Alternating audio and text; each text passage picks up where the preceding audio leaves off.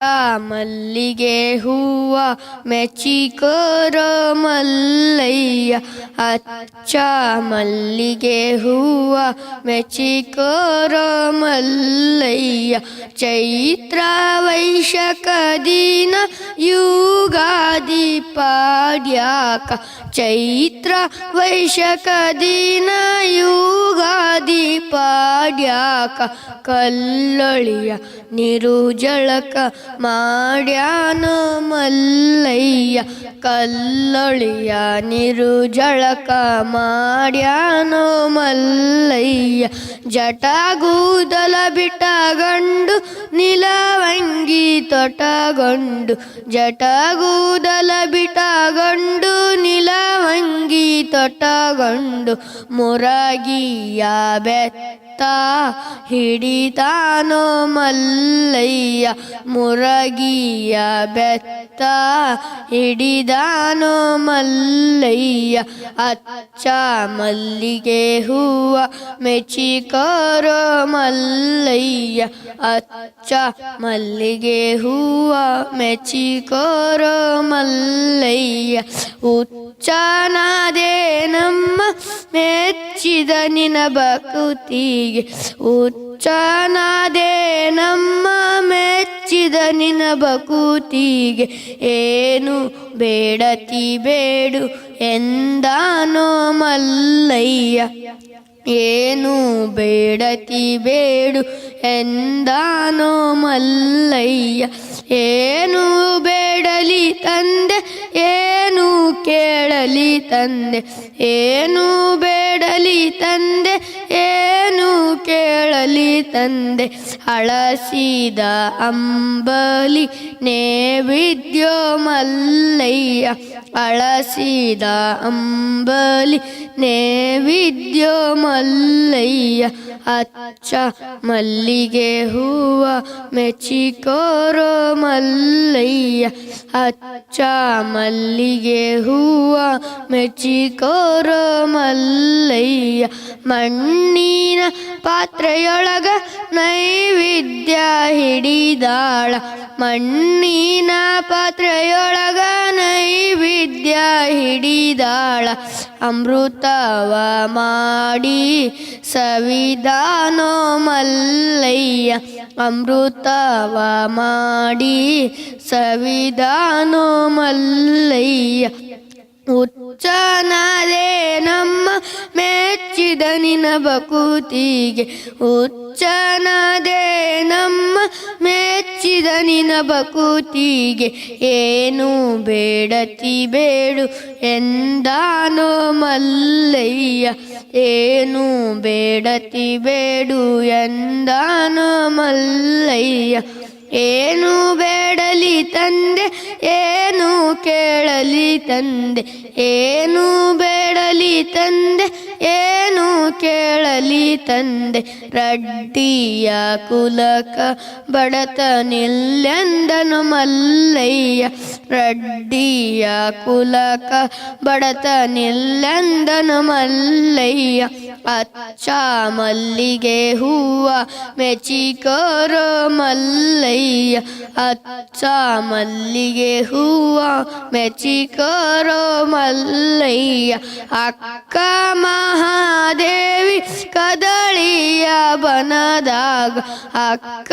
ಮಹಾದೇವಿ ಕದಳಿಯ ವನದಾಗ ತಪವನ್ನು ಗೈದು ಕಂಡಾಳೋ ಮಲ್ಲಯ್ಯ ತಪವನ್ನು ಗೈದು ಕಂಡಾಳೋ ಮಲ್ಲಯ್ಯ ಸಿದ್ಧರಾಮಗ ಬುತ್ತಿ ತರ ಹೇಳಿದ ಮಲ್ಲಯ್ಯ ಸಿದ್ಧರಾಮಗ ಬುತ್ತಿ ತರ ಹೇಳಿದ ಮಲ್ಲಯ್ಯ ಬುತ್ತಿ ತರುವುದರೊಳಗ ಮಠ ಮಾಯೋ ಮಲ್ಲಯ್ಯ ಬುತ್ತಿ ತರುವುದರೊಳಗ ಮಠ ಮಾಯೋ ಮಲ್ಲಯ್ಯ ಅಚ್ಚ ಮಲ್ಲಿಗೆ ಹೂವ ಮೆಚ್ಚಿಕೋರೋ ಮಲ್ಲಯ್ಯ ಅಚ್ಚ ಮಲ್ಲಿಗೆ ಹೂವ ಮೆಚ್ಚಿಕೋರೋ ಮಲ್ಲಯ್ಯ ಮಲ್ಲಯ್ಯ ಸಿಗಲಿಲ್ಲ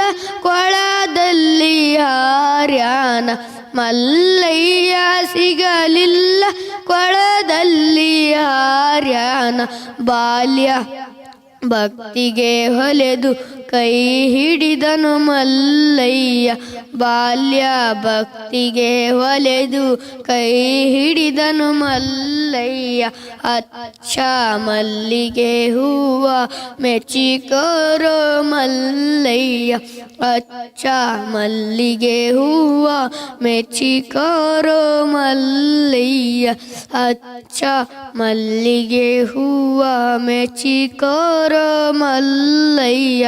ಧನ್ಯವಾದಗಳು. ಎಲ್ಲರಿಗೂ ಪ್ರಣಾಮಗಳು.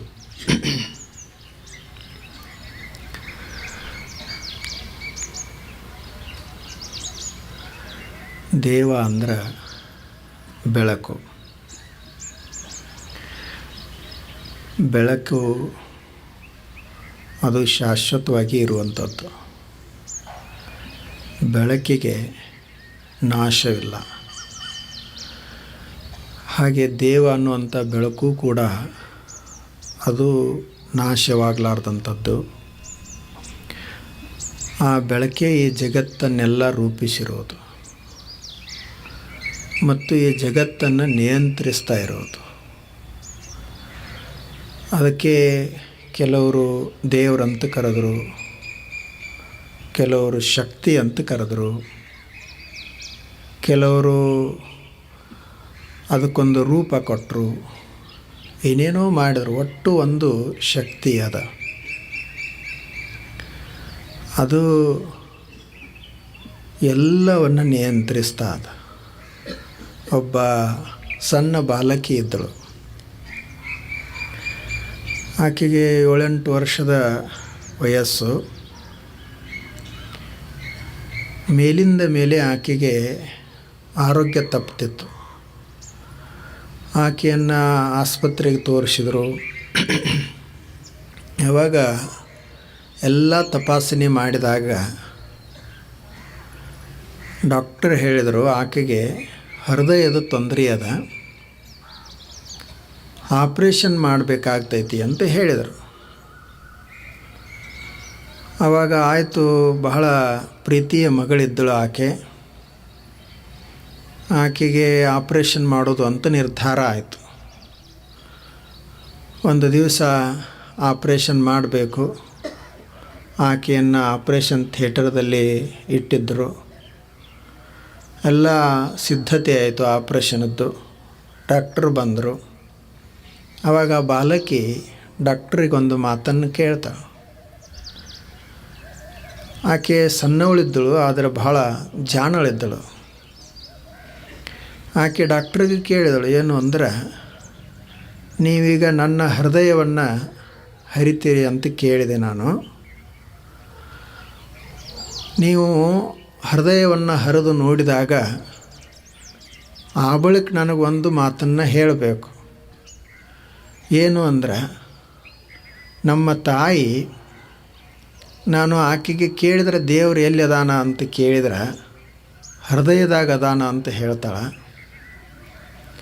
ನೀನು ಇಷ್ಟೆಲ್ಲ ಪ್ರಾರ್ಥನೆ ಮಾಡ್ತಿ, ದೇವ್ರು ಎಲ್ಲಿ ಅದಾನ, ಅವ ಏನು ಕಾಪಾಡ್ತಾನ ಅಂತ ನಾನು ಆಕೆಗೆ ಹೇಳಿದ್ರೆ ಆಕೆ ಪ್ರತಿ ದಿವಸ ನನಗೆ ಹೇಳ್ತಾಳೆ, ದೇವರು ಹೃದಯದೊಳಗೆ ಅದಾನ, ಆತ ನಿನ್ನನ್ನು ರಕ್ಷಿಸ್ತಾನ ಅಂತ ಹೇಳ್ತಾಳೆ.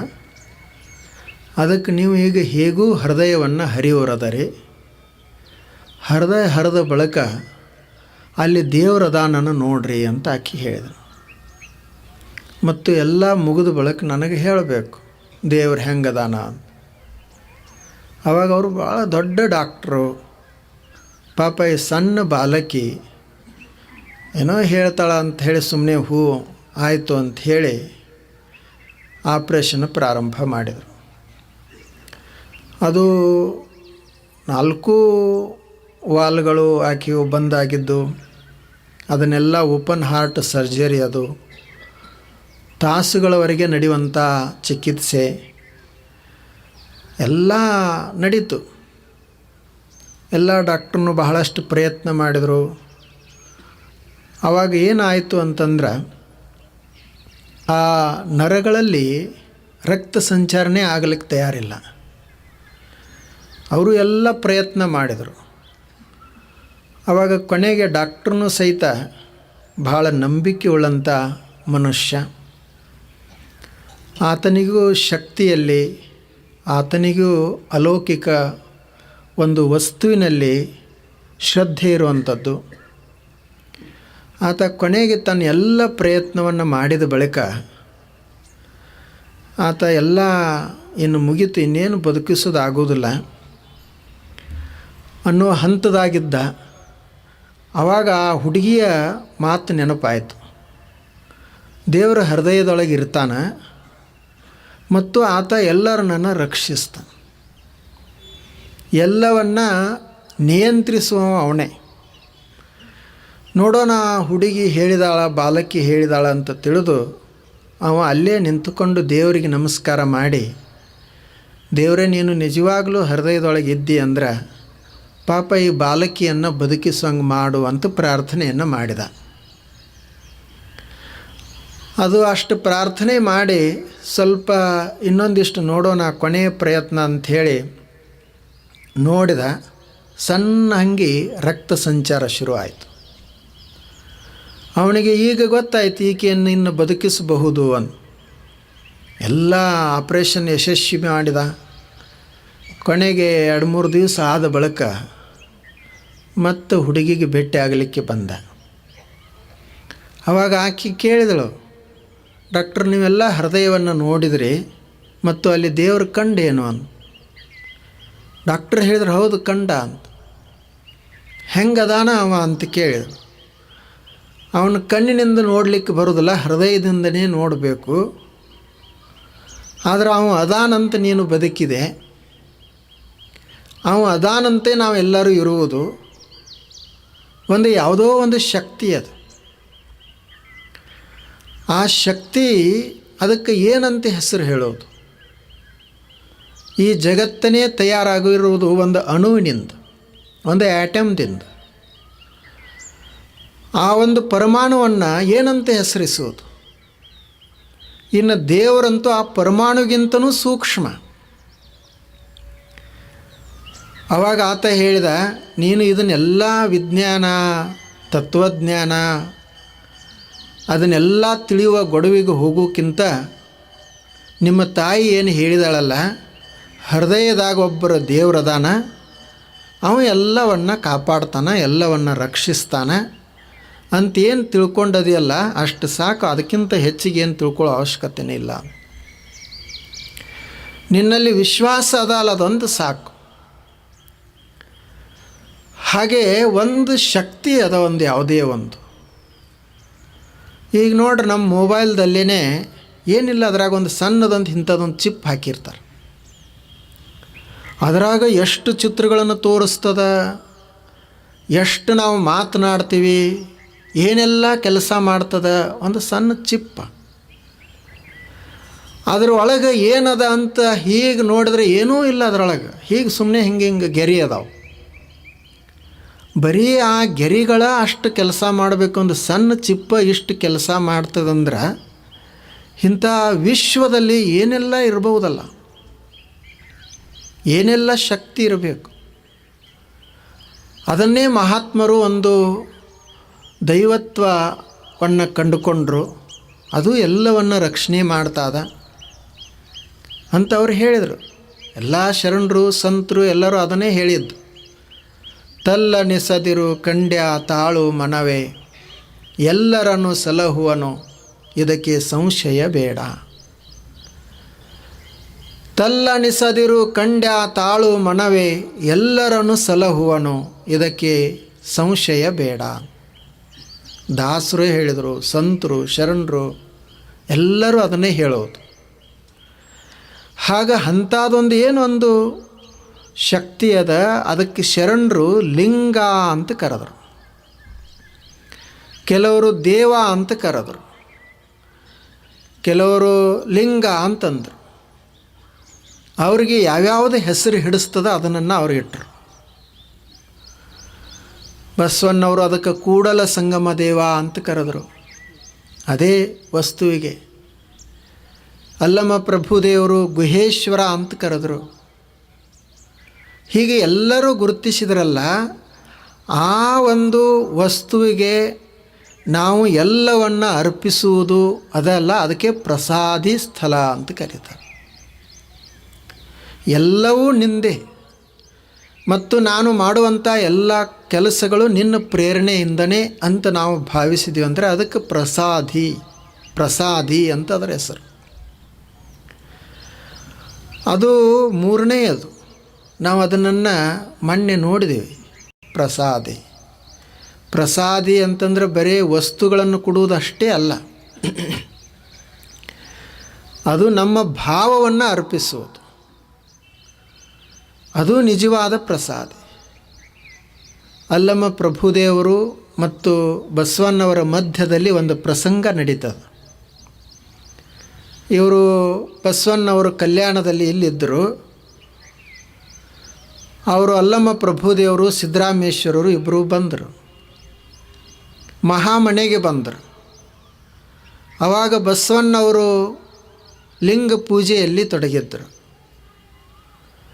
ಇವರಿಬ್ಬರು ಜಂಗಮರು ಬಂದದ್ದನ್ನು ನೋಡಿ ಹಡಪದ ಅಪ್ಪಣ್ಣವರು ಹೋಗಿ ಬಸವಣ್ಣವ್ರಿಗೆ ಹೇಳಿದರು, ಹೀಗೆ ಅಲ್ಲಮ ಪ್ರಭುದೇವರು ಬಂದಾರ, ಸಿದ್ದರಾಮೇಶ್ವರರು ಬಂದಾರ.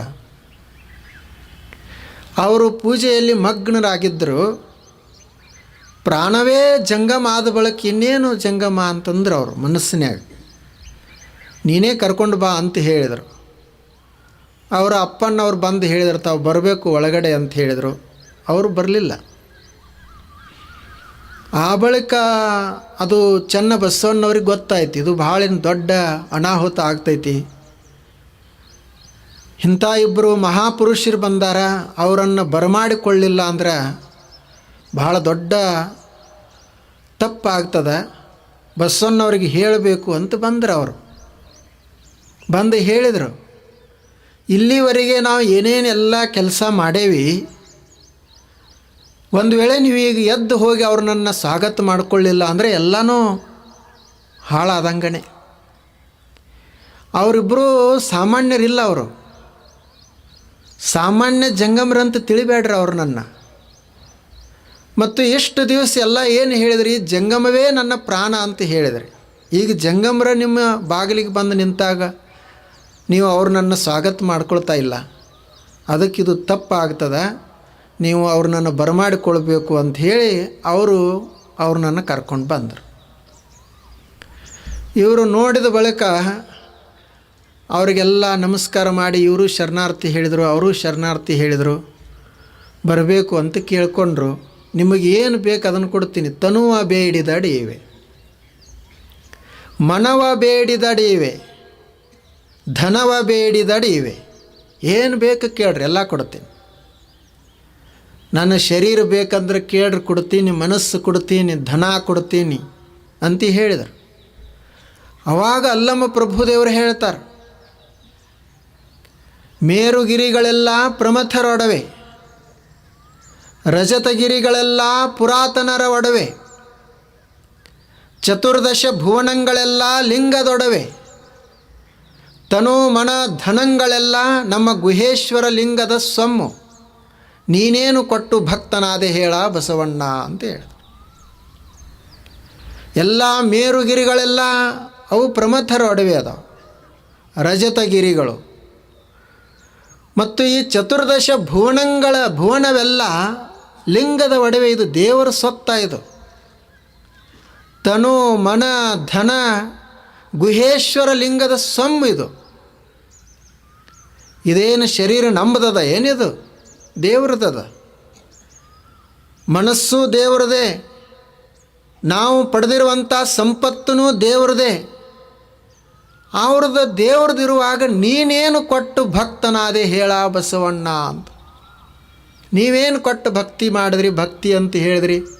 ನಿಮ್ಮದು ಅನ್ನೋದು ಏನದ? ನಿಮ್ಮದು ನೀವು ಕೊಟ್ಟರೆ ನೀವು ಭಕ್ತರಾಗಬೇಕಲ್ಲ.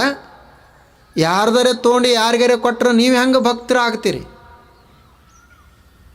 ಅವಾಗ ಇವರು ಆಯಿತು, ನಂದು ತಪ್ಪಾಯಿತು, ಎನ್ನ ತಪ್ಪು ಅನಂತ ಕೋಟಿ. ಇವ್ರದ್ದು ಭಾಳ ದೊಡ್ಡ ಮನಸ್ಸಿತ್ತು. ನನ್ನ ತಪ್ಪ ಅನಂತ ಕೋಟಿ, ನಾನು ಭಾಳಷ್ಟು ತಪ್ಪುಗಳಾಗ್ಯಾವ, ಲೆಕ್ಕ ಇಲ್ಲ ಅದಕ್ಕೆ. ಇನ್ನು ತಪ್ಪಿದನಾದಡೆ ನಿಮ್ಮಾಣೆ, ನಿಮ್ಮ ಪ್ರಮಥರಾಣೆ, ಬರ್ರಿ ಒಳಗಡೆ ಅಂತ. ಬಸವಣ್ಣವ್ರದ್ದು ನೋಡ್ರಿ, ಅವ್ರದ್ದು ಎಷ್ಟು ದೊಡ್ಡ ಮನಸ್ಸ.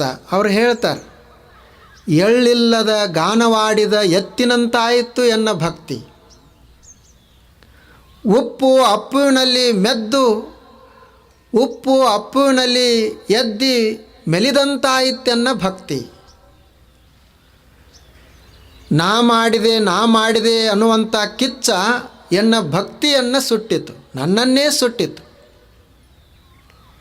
ಎಳ್ಳಿಲ್ಲ, ಎಳ್ಳಿನಲ್ಲಿ ಎಣ್ಣಿಲ್ಲ, ಅಂಥ ಎಳ್ಳನ್ನು ಸುತ್ತಿ ಸುತ್ತಿ ಎತ್ತು ಬಳಿಲ್ದಂಗೆ ಆಯ್ತು ನನ್ನ ಭಕ್ತಿ. ಉಪ್ಪನ್ನೆಲ್ಲ ನೀರಿನಾಗಿ ಎದ್ದಿ ಉಂಡ್ರೆ ಅದೇನು ರುಚಿ ಹತ್ತುವುದಿಲ್ಲ. ಉಪ್ಪು ಅಪ್ಪುವಿನಲ್ಲಿ ಎದ್ದಿ ಮೆಲಿದಂತಾಯಿತೆನ್ನ ಭಕ್ತಿ.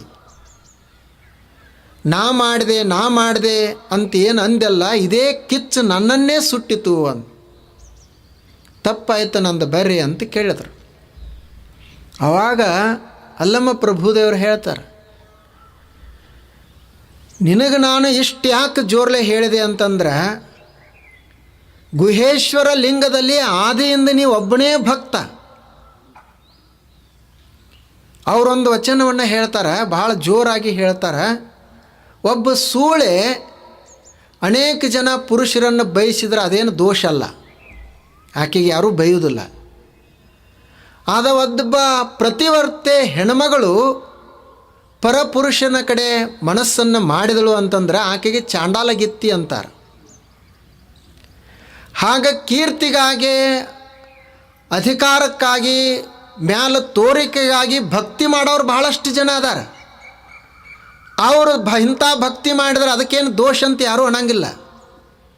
ಆದರೆ ನಮ್ಮ ಗುಹೇಶ್ವರ ಲಿಂಗದಲ್ಲಿ ನೀವೊಬ್ಬನೇ ಆದಿಯಲ್ಲಿ ಭಕ್ತ, ನೀನೇ ಎಡವದಿ ಅಂತಂದ್ರೆ ಇನ್ನು ಯಾರಿಗೆ ಹೇಳೋದಂತ ನಾನು ನಿನಗಿಷ್ಟು ಜೋರಾಗಿ ಹೇಳಿದೆ ಅಂತ ಅಲ್ಲಮ್ಮ ಪ್ರಭುದೇವರು. ನೋಡ್ರಿ ಅವ್ರದ್ದು ಹೇಗಿರಬೇಕು. ಆದ್ದರಿಂದ ಇಲ್ಲಿ ನಾವು ಕೊಡುವುದೇನಿಲ್ಲ. ನಾ ಕೊಡ್ತೀನಿ ಅಂದೆ ಅಂದರೆ ಮುಗೀತು ಅಲ್ಲಿಗೆ, ಅಲ್ಲಿ ನಮ್ಮದು ಪ್ರಸಾದಿ ಅಲ್ಲ ಅಂತ ಅದರ ಅರ್ಥ. ನಾ ಮಾಡ್ತೀನಿ ಅಂದೆ ಅಂದರೆ ಮುಗೀತು. ನಾವು ಕೊಡಲಿಕ್ಕೆ ಏನದ ನಂಬುದು, ಮಾಡಕ್ಕೆ ನಂಬುದು ಏನದ? ಎಲ್ಲ ದೇವರು ಕೊಟ್ಟದ್ದನ್ನೇ ನಾವು ಪಡೆದುಕೊಂಡಿರ್ತೀವಿ. ಅದನ್ನು ಕೊಡುವಾಗ ಇವ ಹೆಸರು ಹಾಕ್ಕೊಂಡ. ನೋಡ್ರಿ ಎಲ್ಲೆಲ್ಲಿ ಹೆಸರು ಹಾಕ್ತಾರೆ ಒಬ್ಬೊಬ್ಬರು. ದೇವರಿಗೆ ಗಾಳಿ ಹತ್ತಲಿ ಅಂಥೇಳಿ ಒಂದು ಪಂಕ ಕೊಟ್ಟ, ಪಂಕಕ್ಕೆ ಹೆಸರು ಹಾಕಿದ. ಇವ್ರದಿಂದ ಕಾಣಿಕೆ ಪಂಕ. ಒಂದು ದಿವಸ ಹೋದ ದೇವಸ್ಥಾನಕ್ಕೆ, ಅವರು ಬೇಸಿಗೆ ದಿವಸ ಪಂಕ ಚಲೋ ಮಾಡಿದ್ರು, ಅದು ತಿರ್ಗಾಕತ್ತಿತ್ತು. ಇವನ ಹೆಸರು ಕಾಣವಲ್ದು. ಪಂಕ ಬಂದ್ ಮಾಡ್ರಿ ಅಂತಂದ. ಎದಕ್ಕೆ ಅಂದರು, ಮತ್ತು ಹಿಂಗೆ ತಿರುಗಿಸಿದ್ರೆ ನನ್ನ ಹೆಸರು ಹೆಂಗೆ ಕಾಣಬೇಕು ಅಂತ. ಅವರು ದೇವಸ್ಥಾನದವ್ರು ಹೇಳಿದರು, ಮತ್ತು ನಿನ್ನ ಹೆಸರು ಕಾಣ್ಬೇಕಾದ್ರೆ ತಗೊಂಡು, ನಮ್ಗೆ ಗಾಳಿ ಬೇಕಂತ ನಾವು ಪಂಕ ಹಾಕಿದ್ರೆ, ಪ್ಯಾನ್ ಹಾಕ್ಕೊಂಡ್ರೆ ನಿನ್ನ ಹೆಸರು ಕಾಣ್ಬೇಕಂದ್ರೆ ಅದು ತಿರುಗಿದ್ರೆ ನಿನ್ನ ಹೆಸರು ಹೆಂಗೆ ಕಾಣೋದು? ನಂಬದು ಹೀಗದ. ಒಂದು ಕಲ್ಲು ಇವರಿಂದ ಕಾಣಿಕೆ. ನೋಡ್ರಿ ಇವ್ರದ್ದೆಲ್ಲ ಹೆಸರು. ಪೌಟಿಗೆ ಮ್ಯಾಲೆ ಒಂದು ಬರೆದಿರ್ತಾರೆ, ಇವರು ಒಂದು ಪೌಟಿಗೆ ಮಾಡಿಸ್ರಂದ್ರೆ ಇಂಥವ್ರಿಂದ ಒಂದು ಪೌಟಿಗೆ. ದೇವ್ರು ನಮಗೆ ಎಷ್ಟು ಕೊಟ್ಟಾನ, ಅದನ್ನೆಲ್ಲ ಬಿಟ್ಟಿವಿ, ನಮ್ಮದೊಂದು ಹೆಸರು ಹಾಕ್ಕೊಂಡು ಹೊಂಟಿವಿ. ನಮಗೆ ಯಾರೂ ಅಲ್ಲಂ ಪ್ರಭುದೇವ್ರ ಹಂಗೆ ಜೋರ್ಲೆ ಹೇಳಿಲ್ಲ, ಏನು ನೀನು ಕೊಟ್ಟು ಭಕ್ತನಾದಿಪ, ತನು ಮನ ಧನಂಗಗಳೆಲ್ಲ ಗುಹೇಶ್ವರ ಲಿಂಗದ ಸೊಮ್ಮು, ನೀನೇನು ಕೊಟ್ಟು ಭಕ್ತನಾದೆ ಅಂತ ಅವರು ಬಸವಣ್ಣವರಿಗೆ ಕೇಳಿದರು. ಇದು ಪ್ರಸಾದಿ ಭಾವ, ನಂದು ಏನೂ ಇಲ್ಲ ಅನ್ನೋದನ್ನೇ ಭಾವ. ನಾವು ದೇವ್ರದ್ದು ಋಣವನ್ನು ತೀರಿಸಲಿಕ್ಕೆ ಆಗೋದಿಲ್ಲ. ಒಬ್ಬ ತಾಯಿ ಇದ್ದಳು, ಆಕೆಗೆ ಒಬ್ಬ ಸಣ್ಣ ಮಗ. ತಾಯಿ ಬಹಳ ಸಂಸ್ಕಾರವಂತಳು, ಮಗನನ್ನು ಅಷ್ಟೇ ಚೆಂದಾಗಿ ಬೆಳೆಸ್ತಾ ಇದ್ದಳು. ಒಂದು ದಿವಸ ಆಕೆಗೆ ಸ್ವಲ್ಪ ಆರಾಮ ತಪ್ಪಿತು. ಆಕೆ ತನ್ನ ಸಣ್ಣ ಮಗುವಿಗೆ ಒಂದು ಸ್ವಲ್ಪ ಕೆಲಸ ಹೇಳಿದಳು. ಏನೂ ಇಲ್ಲ, ಕಸ ಗೂಡಿಸ್ಲಿಕ್ಕೆ ಹೇಳಿದರು. ಇವತ್ತು ನೀನೇ ಕಸ ಗೂಡಿಸ್ಪ, ನನಗೆ ಮೈಯಾಗ ಹುಷಾರಿಲ್ಲ ಅಂತ ಹೇಳಿದಳು. ಅವನು ಕಸ ಗೂಡಿಸಿದ. ಆಕೆ ಬಟ್ಟೆ ತೊಳೆದು ಹೊರಗಡೆ ಹಾಕಿದ್ದಳು, ಅವುಗಳನ್ನು ತಂದು ಒಳಗಡೆ ಇಟ್ಟ. ಮತ್ತು ಎಲ್ಲ ಭಾಂಡೆ ಪಾತ್ರೆಗಳನ್ನು ಓದು ಹೊರಗೆ ತೊಳಿಲಿಕ್ಕಿಟ್ಟ. ಇಷ್ಟಿಟ್ಟು ನಂತರ ಅವರ ತಾಯಿ ಮಲಗಿದ್ದಳು. ಆಕೆ ಹತ್ತಿರ ಒಂದು ಚೀಟಿ ಓದಿಟ್ಟ. ಚೀಟಿ ಮೇಲೆ ಬರೆದ, ಇವತ್ತು ನಾನು ಕಸ ಗೂಡಿಸೀನಿ, ಅದಕ್ಕೆ 5 ರೂಪಾಯಿ. ಮತ್ತು ಹೊರಗಿನ ಬಟ್ಟೆಯನ್ನು ಒಳಗೆ ತಂದಿಟ್ಟನಿ, ಅದಕ್ಕೆ 5 ರೂಪಾಯಿ. ಬಾಂಡೆ ಪಾತ್ರೆಗಳನ್ನೆಲ್ಲ ಹೊರಗಿಟ್ಟನಿ, ಅದಕ್ಕೆ 5 ರೂಪಾಯಿ. ಹೀಗೆ ಒಟ್ಟು 15 ರೂಪಾಯಿ ನಿನ್ನ ಮೇಲೆ ನಮ್ಮದು ಬಾಕಿ ಆಯ್ತು ನೋಡು, ನೀನು ಕೊಡಬೇಕು. ಆಕೆ ಬಹಳ ಜಾಣಳಿದ್ದಳು ತಾಯಿ. ಆಕೆ 15 ರೂಪಾಯಿ ಆ ಚೀಟಿ ಹತ್ತಿರ ಇಟ್ಟು ಆಕೆನೂ ಇನ್ನೊಂದು ಚೀಟಿಯನ್ನು ಬರೆದಳು. ನಿನ್ನ 15 ರೂಪಾಯಿ ನೀ ತೆಗೆದುಕೋ, ನನ್ನ ಮೇಲೆ ಏನು ಬಾಕಿ ಬೇಡ. ಆದರೆ ನಾನು ನಿನ್ನನ್ನು 9 ತಿಂಗಳು ಹೊಟ್ಟೆಯಾಗಿ ಹೊತ್ತುಕೊಂಡನಿ, ಅದು ಪುಕ್ಕಟ್ಟೆ ಇರಲಿ. ಮತ್ತು ನಿನ್ನನ್ನು ಸಂರಕ್ಷಣೆ ಮಾಡೇನಿ, ಬೆಳೆಸಿದ್ದೀನಿ, ಅದನ್ನೂ ಪುಕ್ಕಟ್ಟೆ. ನಿನಗೆ ಚಲೋ ಅಂಥದ್ದೊಂದು ಭಾಷೆ ಕಲಿಸಿದೆ, ಅದನ್ನೂ ಪುಕ್ಕಟ್ಟ. ನಿನಗೆಲ್ಲ ಭಾವನೆಗಳನ್ನು ತುಂಬಿ ನಿನ್ನನ್ನು ದೊಡ್ಡವನನ್ನಾಗಿ ಮಾಡಿದೆ, ಅದನ್ನೂ ಪುಕ್ಕಟ್ಟ. ನಿನ್ನೂ ಇವು 15 ರೂಪಾಯಿ ತೆಗೆದುಕೋ ಅಂತ. ನೋಡ್ರಿ ಹೇಗದ. ನಾವು ತಾಯಿ ತಂದೆಗಳಿಗೆ ಎಷ್ಟು ಮಾಡಿದ್ವಿ ಅಂತ ಮಕ್ಕಳು ಲೆಕ್ಕ ಇಡ್ತಾರೆ. ಅವರು 2-3 ಜನ ಇದ್ದರು ಅಂದರೆ ಹಂಚ್ಕೊಳ್ತಾರೆ, ನಾ ಇಷ್ಟು ಮಾಡಿದೆ, ನೀ ಅಷ್ಟು ಮಾಡು. ಅವ್ರ ತಾಯಿ ತಂದೆಗಳು ಏನೂ ಲೆಕ್ಕ ಇಟ್ಟಿಲ್ಲ ಅಂತ ನಾವು ಹಿಂಗಾಗೇವಿ. ಅವರು ಒಂದು ವೇಳೆ ಲೆಕ್ಕ ಇಡ್ತಿದ್ರಂದ್ರೆ ಅವರು ನಮ್ಮ ಹಾಗನ ಒಂದು 6 ತಿಂಗಳು ಈ ಮಗ ಜೋಪಾಸನೆ ಮಾಡಬೇಕು, ಒಂದು 6 ತಿಂಗಳು ಆ ಮಗ ಜೋಪಾಸನೆ ಮಾಡಬೇಕು ಅಂತ ಮಾಡಿದ್ರಂದ್ರೆ ಅವರು ಆಕೆ ಹಗಲ ರಾತ್ರಿ ಅನ್ಲಾರ್ದ ರಕ್ಷಣೆ ಮಾಡ್ತಾಳೆ. ತನ್ನ ಎಲ್ಲ ಸರ್ವಸ್ವವನ್ನು ಮಗುವಿಗಾಗಿ ಅರ್ಪಿಸ್ತಾಳೆ. ಆಕೆ ಋಣವನ್ನು ತೀರಿಸಲಿಕ್ಕೆ ಆಗ್ತದೇನು? ಹೇಗೆ ಒಬ್ಬ ಮಗುವಿಗೆ ತಾಯಿಯ ಋಣವನ್ನು ತೀರಿಸಲಿಕ್ಕೆ ಆಗುವುದಿಲ್ಲ, ಹಾಗೆ ಈ ನಿಸರ್ಗದಲ್ಲಿಯೂ ನಮ್ಮ ಜೀವಿಗಳಿಗೆ ನಮ್ಮ ದೇವರ ಋಣವನ್ನು ತೀರಿಸಲಿಕ್ಕೆ ಆಗೋದಿಲ್ಲ. ಅದು ಎಲ್ಲವನ್ನು ಕೊಡ್ತಾ ಅದ. ಹೇಗೆ ತಾಯಿ ತಂದೆಗಳು ಮಗುವಿಗೆ ಆಧಾರ, ಮಕ್ಕಳಿಗೆ ಆಧಾರ. ತಾಯಿ ತಂದೆಗಳ ಇಚ್ಛೆಯಂತೆ ಮಕ್ಕಳು ಬೆಳೀತಾರೆ. ಯಾವ ಮಕ್ಕಳು ತಾಯಿ ತಂದೆಗಳನ್ನು ಸಂತೋಷವಾಗಿ ಇಡುವುದಿಲ್ಲ, ಅವ್ರ ಜೀವನದಲ್ಲಿ ಬೆಳವಣಿಗೆನೇ ಆಗಂಗಿಲ್ಲ. ಅದರ ಅರ್ಥ ತಾಯಿ ತಂದೆಗಳ ಜೊತೆಗಿನ ಅವ್ರು ಯಾವಾಗಲೂ ಇರಬೇಕಂತಲ್ಲ. ತಾಯಿ ತಂದೆಗಳಿಗೆ ಸಂತೋಷ ಆಗುವಂಥ ಕೆಲಸ ಇವರು ಮಾಡಬೇಕು. ಅವರ ಮನಸ್ಸು ಪ್ರಸನ್ನ ಆಗಬೇಕು. ಆವಾಗ ಮಕ್ಕಳದು ಶರೀರ ಇರ್ತದಲ್ಲ, ಅದು ಸರಿಯಾಗಿರ್ತದೆ, ಮನಸ್ಸು ಸರಿಯಾಗಿರ್ತದೆ. ಯಾಕೆ ಅಂತಂದ್ರೆ ಈ ಶರೀರದ ಕಳ್ಳ, ಈ ಶರೀರದ ರಕ್ತ ಮಾಂಸ ಇವೆಲ್ಲ ಬಂದದ್ದನೇ ತಾಯಿ ತಂದೆಯಿಂದ. ಈ ಶರೀರದನೇ ಒಂದು ಭಾಗ ತಾಯಿ ಅದಾಳ, ಈ ಶರೀರದ ಒಂದು ಭಾಗ ತಂದೆ ಅದಾನ. ಅವರೇ ಇಬ್ಬರು ಅಸಂತುಷ್ಟರಿದ್ರಂದ್ರೆ ಈ ಶರೀರ ಚಂದ ಇರಂಗಿಲ್ಲ, ಸರಿಯಾಗಿರಂಗಿಲ್ಲ, ಈ ಮನಸ್ಸು ಸರಿಯಾಗಿರುವುದಿಲ್ಲ. ಅದಕ್ಕೆ ಅವರು ಹಿಂದಿನವರು ತಾಯಿ ತಂದೆಗಳನ್ನು ದೇವರಂತ ತಿಳಿರಪ್ಪ ಅಂತ ಹೇಳಿದರು. ನಾವು ತಾಯಿ ಶರೀರದ ಒಂದು ಭಾಗ ನಾವು ಅಷ್ಟೇ, ಆಕೆಯ ಮನಸ್ಸಿನ ಒಂದು ಭಾಗ ಅಷ್ಟೇ ನಾವು. ಆಕೆ ಪ್ರಸನ್ನರಾಗಿದ್ದರೆ ನಾವು ಪ್ರಸನ್ನರಾಗಿ ಇರ್ತೀವಿ. ಹಾಗೆ ದೇವರದು ಈ ನಿಸರ್ಗದ ಎಲ್ಲ ಪೋಷಣೆ ಮಾಡುವಂಥವ ದೇವರು. ಅವನಿಗೆ ಎಲ್ಲವನ್ನು ಅರ್ಪಿಸೋದು ಇದು ಪ್ರಸಾದಿ.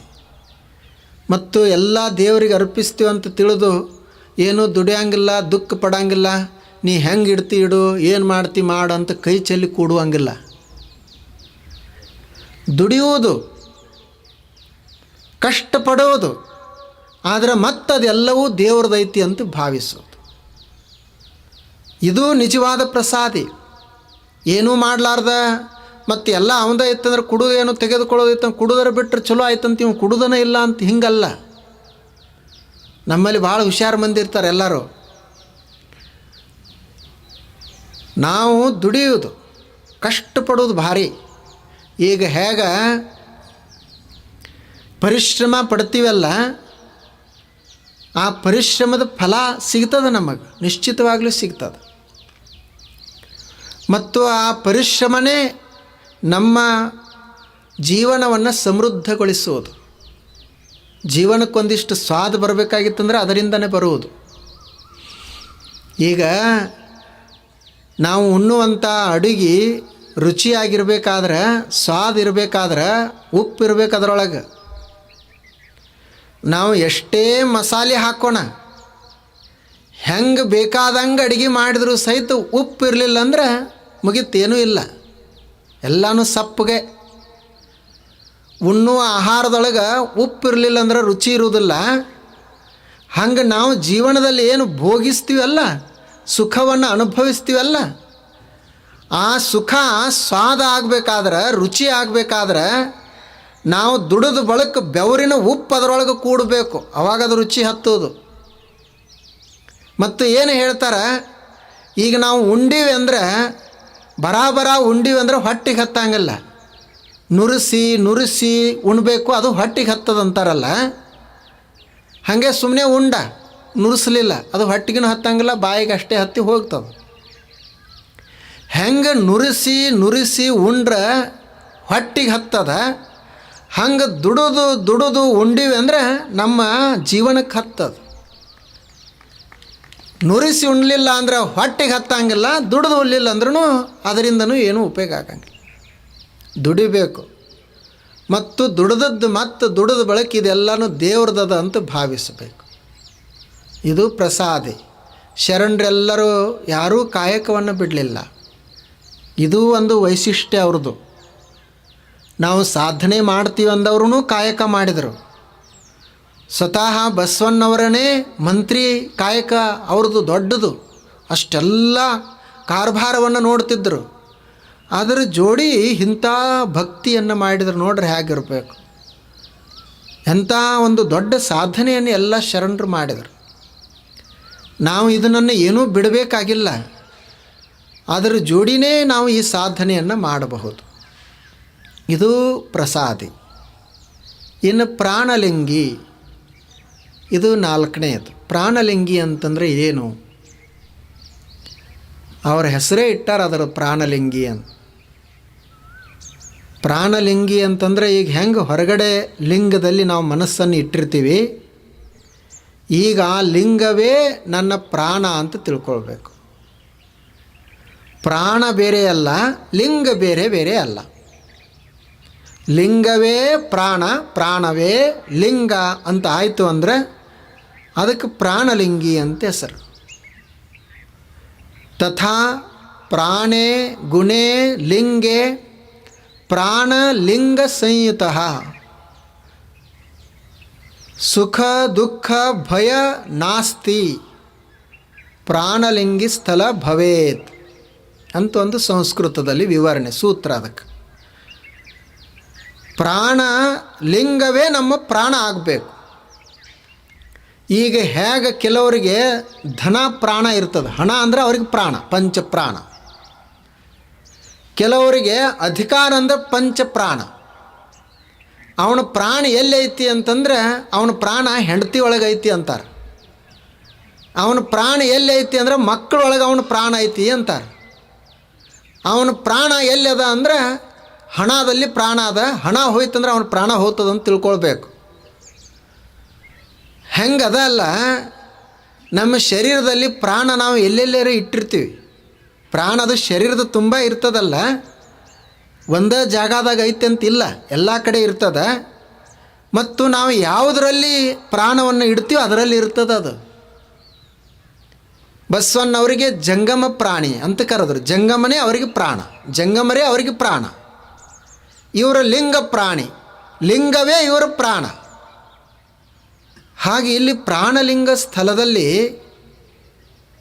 ಲಿಂಗ ಅವನ ಪ್ರಾಣ ಆಗಿರ್ತದೆ, ಹೊರಗೆ ಆತ ನೋಡುವುದನೇ ಇಲ್ಲ. ಹೊರಗಿಂದ ಬಹಳ ಮಹತ್ವನೇ ಅಲ್ಲ. ಆವಾಗ ಉಳ್ಳವರು ಶಿವಾಲಯ ಮಾಡುವರು, ನಾನೇನು ಮಾಡಲಿ ಬಡವನಯ್ಯ, ಎನ್ನ ಕಾಲೇ ಕಂಭ ದೇಹವೇ ದೇಗುಲ, ಶಿರವೇ ಹೊನ್ನ ಕಳಸವಯ್ಯ.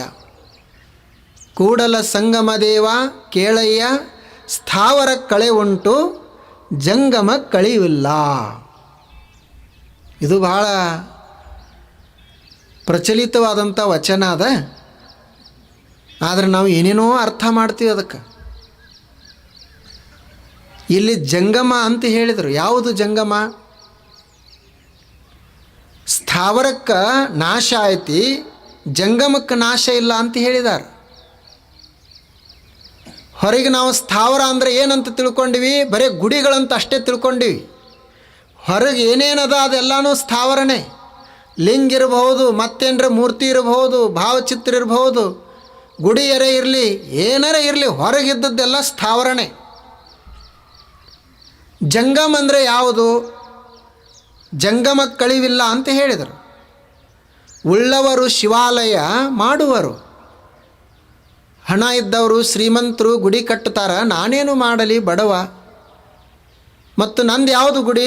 ಎನ್ನ ಕಾಲೇ ಕಂಬ, ದೇಹವೇ ದೇಗುಲ, ಶಿರವೇ ಹೊನ್ನ ಕಳಸ, ನನ್ನ ತಲೆನೇ ಕಳಶ. ಇನ್ನು ಜಂಗಮ ಅಂತಂದ್ರೆ ಯಾವುದು ಅಂದ್ರೆ ಅಲ್ಲಿ ಪ್ರಾಣದಲ್ಲಿರುವಂಥದ್ದದು.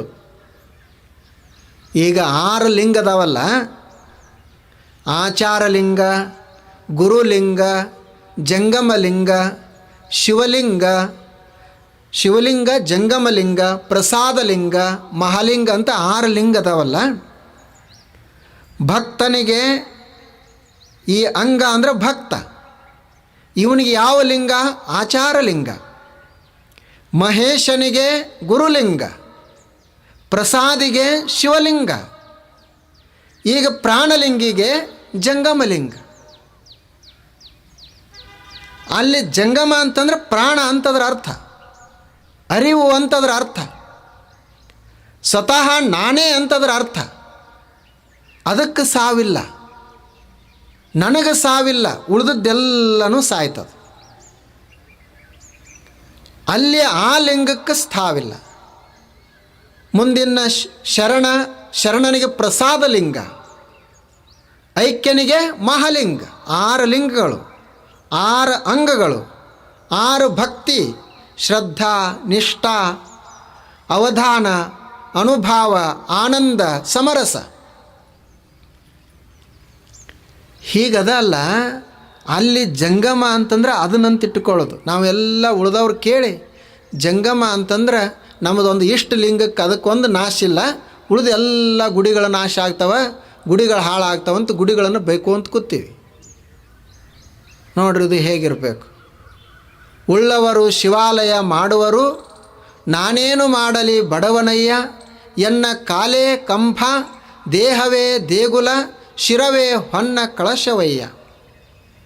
ಕೂಡಲ ಸಂಗಮ ದೇವಯ್ಯ ಕೇಳಯ್ಯ, ಸ್ಥಾವರ ಕಳಿವುಂಟು ಜಂಗಮ ಕಳಿವಿಲ್ಲ. ಅಲ್ಲಿ ಜಂಗಮ ಅನ್ನೋದೊಂದು ಲಿಂಗ. ಅದು ಇಲ್ಲಿ ಜಂಗಮ ಅಂತ ಯಾಕಂದ್ರೆ ಅದು ಚಲಿಸ್ತದ, ನನ್ನ ಜೋಡಿ ಚಲಿಸ್ತದ. ಅದು ಶಿವಲಿಂಗಕ್ಕೆ ನಾವು ಪ್ರಸಾದ ಸ್ಥಳದಲ್ಲಿ ಶಿವಲಿಂಗನ ಇಟ್ಟುಕೊಂಡೇವೆ, ಅಲ್ಲಿ ಎಲ್ಲ ಅರ್ಪಿಸುವುದದು. ಮಹೇಶದಲ್ಲಿ ಗುರುಲಿಂಗ ಅದ, ಅಲ್ಲಿ ಗುರುವೇ ಲಿಂಗ, ಗುರುವೇ ನಮಗೆ ಮಾರ್ಗದರ್ಶನವನ್ನು ಮಾಡ್ತಾನೆ. ನೋಡ್ರಿ ಹೇಗಿರಬೇಕು, ಎಷ್ಟು ಅದ್ಭುತವಾಗಿ ಅವರೆಲ್ಲ ಹೇಳಿದ್ದಾರೆ. ಭಕ್ತನಲ್ಲಿ ಆಚಾರವೇ ಲಿಂಗ. ಅಲ್ಲಿ ಯಾವುದು ಲಿಂಗ? ಅವ ಆಚಾರವಂತನಾಗಿರ್ಬೇಕು, ಅದೇ ಲಿಂಗ. ಮಹೇಶ್ವರ ಸ್ಥಳದಲ್ಲಿ ಗುರುವನ್ನು ಆತ ಅನುಸರಿಸಬೇಕು, ಮಹೇಶ್ವರದ ಸ್ಥಳದಲ್ಲಿ ಗುರುವೇ ಲಿಂಗ. ಹಿಂಗೆ ಲಿಂಗ 6 ಆಯಿತು, ಅಂಗ 6 ಆಯಿತು. ಅಂಗ ಭಾವ ಎಲ್ಲ ಹೋಗಬೇಕು, ಲಿಂಗ ಭಾವ ಬರಬೇಕು. ಅವಾಗ ನಾವು ಈ ಷಟ್ ಸ್ಥಳವನ್ನು ಪೂರ್ಣಗೊಳಿಸಿದ್ದೀವಿ ಅಂತ ಅದರ ಅರ್ಥ. ಇದು ಪ್ರಾಣಲಿಂಗಿ ಸ್ಥಳದ ವಿವರಣೆ. ಪ್ರಾಣ ಅಂದ್ರೇ ಲಿಂಗ, ಲಿಂಗ ಅಂದ್ರೇ ಪ್ರಾಣ. ಈಗ ನಮ್ಮ ಪ್ರಾಣ ನಾವು ಎಷ್ಟು ಮಹತ್ವ ಕೊಡ್ತೀವಲ್ಲ, ಅದಕ್ಕೆ ಪ್ರಾಣಕ್ಕೆ ಭಾಳ ನಮ್ಮ ಪ್ರೀತಿ. ನಮಗೆ ಯಾರು ನಮ್ಮಷ್ಟು ನಮಗೆ ಯಾರು ಪ್ರೀತಿ ಉಳ್ಳವರು? ನಮ್ಮ ಪ್ರಾಣನೇ, ನಾವೇ ನಮಗೆ ಅತ್ಯಂತ ಪ್ರೀತಿ ಉಳ್ಳವರು. ನನಗೆ ಅತ್ಯಂತ ಪ್ರೀತಿಯ ವಸ್ತು ಅಂದರೆ ಯಾವುದು ಅಂದರೆ ನಾನೇ, ನನ್ನ ಪ್ರಾಣನೇ. ನಾವು ಸುಮ್ಮ ಹೆಂಡತಿನ ಪ್ರೀತಿಸ್ತೀವಿ, ಮಕ್ಕಳನ್ನ ಪ್ರೀತಿಸ್ತೀವಿ, ವಸ್ತುಗಳನ್ನು ಪ್ರೀತಿಸ್ತೀವಿ ಅಂತ ಹೇಳ್ತೀವಿ. ಆದರೆ ಎಲ್ಲದಕ್ಕಿಂತ ಪ್ರಿಯ ಯಾವುದು ನನಗೆ? ನನ್ನ ಪ್ರಾಣ, ನಾನು. ಆ ಲಿಂಗನೇ ನಾನು ಅಂತ ತಿಳ್ಕೊಳ್ಬೇಕು. ಅಷ್ಟು ಲಿಂಗ ನನಗೆ ಪ್ರಿಯ ಆಗಬೇಕು. ಕುಳಿತ್ರ ನಿಂತ್ರ ನನ್ನ ಪ್ರಾಣ ಹೇಗೆ ನನಗೆ ಪ್ರಿಯ ಅದ, ಹಂಗೆ ಲಿಂಗ ಇರಬೇಕು, ಹಾಗೆ ದೇವ್ರು ಇರಬೇಕು. ಆವಾಗ ಸುಖ ದುಃಖ ಈ ಭಾವದ ಯಾವುದೂ ಇರುವುದಿಲ್ಲ. ಯಾಕಂದರೆ ಲಿಂಗ ಈಗ ಹೊರಗಡೆ ಇಲ್ಲ, ಸಾಯ್ತತಿ ಅಂತಿಲ್ಲ, ಅದಕ್ಕೆ ಅದು ಶಾಶ್ವತ ಅದ. ಇದನ್ನು ಹೇಳಿದರು ಅವರು, ಶರಣರೇನೋ ಹೇಳಿದರು. ಆದರೆ ನಾವು ತಿಳ್ಕೊಳ್ಳೋರು ಹೆಂಗೆಂಗೋ ತಿಳ್ಕೊಳ್ತಿರ್ತೀವಿ. ಭಗವಾನ್ ಬುದ್ಧ ಸುಮ್ಮನೆ ಕುಳಿತುಕೊಂಡಿದ್ದರು. 4 ಜನ ಶಿಷ್ಯರು. ಒಬ್ಬ ಮೊದಲನೇ ಅವ ಬಂದು ಕೇಳಿದ, ದೇವ್ರ ಅದಾನೇನು ಅಂತ ಕೇಳಿದ. ಬುದ್ಧ ಸುಮ್ಮನೆ ಕುಳಿತಿದ್ದ. ಆವಾಗ ಅವ ಬಂದಂಥ ಶಿಷ್ಯ ಏನು ತಿಳ್ಕೊಂಡ ಅಂದರೆ, ದೇವ್ರ ಅದಾನೋ ಇಲ್ಲೋ ಅಂತ ಕೇಳಿದ್ರೆ ಇವರು ಸುಮ್ಮನೆ ಕುಳಿತಾರಂದ್ರೆ ಅದಾನಂತೆ ಅದರ ಅರ್ಥ. ಮೌನಂ ಸಮ್ಮತಿ ಲಕ್ಷಣಂ, ಅದಾನಂತೆ ತಿಳ್ಕೊಂಡ ಅವ ವೈಭಾಷಿಕ ಆದ. ಎರಡನೇದವ ಬಂದ ಶಿಷ್ಯ ದೇವ್ರ ಅದಾನೇನು ಅಂತ ಕೇಳಿದ. ಬುದ್ಧ ಸುಮ್ಮನೆ ಕುಳಿತಿದ್ದ. ಅವನ ಶಿಷ್ಯ ಏನು ತಿಳ್ಕೊಂಡ ಅಂದರೆ, ಮೌನವಾಗಿ ಕುಳಿತಾರಂದ್ರೆ ಹೊರಗೆ ಹೇಳಕ್ಕೆ ಬರೋದಿಲ್ಲ, ಹೊರಗೆ ದೇವರಿಲ್ಲ, ಒಳಗದಾನಂತ ತಿಳ್ಕೊಂಡ. ಅವ ಎರಡನೇ ಶಿಷ್ಯ, ಅವನು ಸೌತ್ರಾಂತಿಕರಂತ ಅವರಾದರು. ಮೂರನೇ ಅವ ಶಿಷ್ಯ ಬಂದ, ದೇವ್ರ ಅದಾನೇನು ಅಂತ ಕೇಳಿದ. ಬುದ್ಧ ಸುಮ್ಮನೆ ಕುಳಿತಿದ್ದ. ಅವಾಗ ಇವು ಏನು ತಿಳ್ಕೊಂಡ ಅಂದರೆ, ಸುಮ್ಮನೆ ಕುಳಿತಾರಂದ್ರೆ ಹೊರಗಿಲ್ಲ ಮತ್ತು ಮನಸ್ಸಿನಾಗೂ ಇಲ್ಲ, ಇದು ಬರೀ ಎಲ್ಲ ಇರೋದು ವಿಜ್ಞಾನದಲ್ಲಿ ಅಂತಂದ. ಅದಕ್ಕೆ ವಿಜ್ಞಾನವಾದ. ಅವರಿಗೆ ಮಾಧ್ಯಮಿಕರು ಅಂತ ಕರೀತಾರೆ, ಯೋಗಾಚಾರ್ಯರವರು. 3ನೇ ಪಂಥ ಬೆಳೀತು. ಇನ್ನು 4ನೇದ ಒಬ್ಬ ಬಂದ, ದೇವ್ರ ಅದಾನೇನು ಅಂತ ಕೇಳಿದ. ಬುದ್ಧ ಸುಮ್ಮನೆ ಕುಳಿತಿದ್ದ. ಆವಾಗ ಅವ ಏನು ತಿಳ್ಕೊಂಡ ಅಂದರೆ, ಇಲ್ಲಿ ಏನೂ ಇಲ್ಲ ಅಂತ ತಿಳ್ಕೊಂಡ. ಅವರು ಶೂನ್ಯವಾದ. 4 ಸಂಪ್ರದಾಯಗಳು ಬೆಳೆದು ಬುದ್ಧನ ನಂತರ ವೈಭಾಷಿಕರು, ಸೌತ್ರಾಂತಿಕರು, ಮಾಧ್ಯಮಿಕರು, ಶೂನ್ಯವಾದಿಗಳು. ಬರೀ ಅವರು ಸುಮ್ಮನೆ ಕುಳಿತಾನ, ಬುದ್ಧ ಏನೂ ಹೇಳಿಲ್ಲ. ಹಾಗೆ ಶರಣರು ಎಲ್ಲರೂ ಹೇಳಿ ಹೋದರು. ಬಸವಣ್ಣವರು ಹೇಳಿ ಹೋದರು. ಅವರು ಹೋದ ನಂತರ ಮೊನ್ನೆ ಯಾರೋ ಲೆನಿನ್, ಮಾರ್ಕ್ಸ್ ಬಂದರು. ಬಸವಣ್ಣವ್ರು ಏನು ಹೇಳ್ಯಾರ? ಮಾರ್ಕ್ಸ್ವಾದ ಹೇಳ್ಯಾರಂತ ಒಬ್ಬರು ತಿಳ್ಕೊಂಡ್ರು. ಅದಕ್ಕಿಂತ ಮೊದಲು ಮತ್ತೊಬ್ಬರು ಏನೋ ಬಂದರು, ಬಸವಣ್ಣವ್ರು ಏನು ಹೇಳ್ಯಾರ? ಇದನ್ನು ಹೇಳ್ಯಾರ ಅಂತ ಅವರು ತಿಳ್ಕೊಂಡ್ರು. ಅವ್ರು ಹೇಳ್ಯಾರ, ಅವ್ರು ಹೇಳಿದ್ದನ್ನು ನಾವು ತಿಳ್ಕೊಳಕ್ಕೆ ಎಲ್ಲಿ ತಯಾರದೆ? ಅವರಿಗೆ ಶರಣರೆಲ್ಲರೂ ಭಕ್ತಿಯ ಭಂಡಾರಿ ಅಂತ ಕರೆದರು. ಅಲ್ಲಿ ಬರೇ ವಿಚಾರಕ್ಕಷ್ಟೇ ಪ್ರಾಧಾನ್ಯತೆ ಇಲ್ಲ, ಭಕ್ತಿಗೆ ಪ್ರಾಧಾನ್ಯತೆ ಅದ. ನಾವು ಎಲ್ಲವನ್ನು ಬಿಟ್ಟಿವಿ. ಅವರು ಮಾಡಿರುವಂಥ, ಶರಣರು ಮಾಡಿರುವಂಥ ದಾಸೋಹಕ್ಕೆ ಮಹತ್ವವಿಲ್ಲ. ಅವರು ಶರಣರು ಮಾಡಿರುವಂಥ ಈ ಷಟ್ ಸ್ಥಳ ಮಾರ್ಗಕ್ಕೆ ಪ್ರಾಶಸ್ತ್ಯ ಇಲ್ಲ. ಅವರು ಮಾಡಿರುವಂಥ ಅನುಭವಕ್ಕೆ ಪ್ರಾಶಸ್ತ್ಯ ಇಲ್ಲ. ಬಿಟ್ಟಿವಿ, ಈ ಬರೀ ವೈಚಾರಿಕವನ್ನು ಹೇಳ್ಕೊಂತ ಕೂತೀವಿ. ನೋಡ್ರಿ, ನಮ್ಮ ದೃಷ್ಟಿಕೋನ ಅವ್ರದ್ದು ತಪ್ಪೋ ಸರಿಯೋ ಅದು ಅವ್ರಿಗೆ ಬಿಟ್ಟದ್ದು. ನೋಡುವಂಥ ದೃಷ್ಟಿಕೋನಗಳು. ನಾವು ಮಾಡಬೇಕಾಗಿರೋದು ಈ ಭಕ್ತಿಯ ಸಾಧನೆಯನ್ನು. ಅಂಗಭಾವವನ್ನು ಅಳಿಯುವುದು, ಲಿಂಗ ಭಾವವನ್ನು ಅಳವಡಿಸಿಕೊಳ್ಳುವುದು, ಇದು ಮಾಡಬೇಕಾಗ್ಯದ.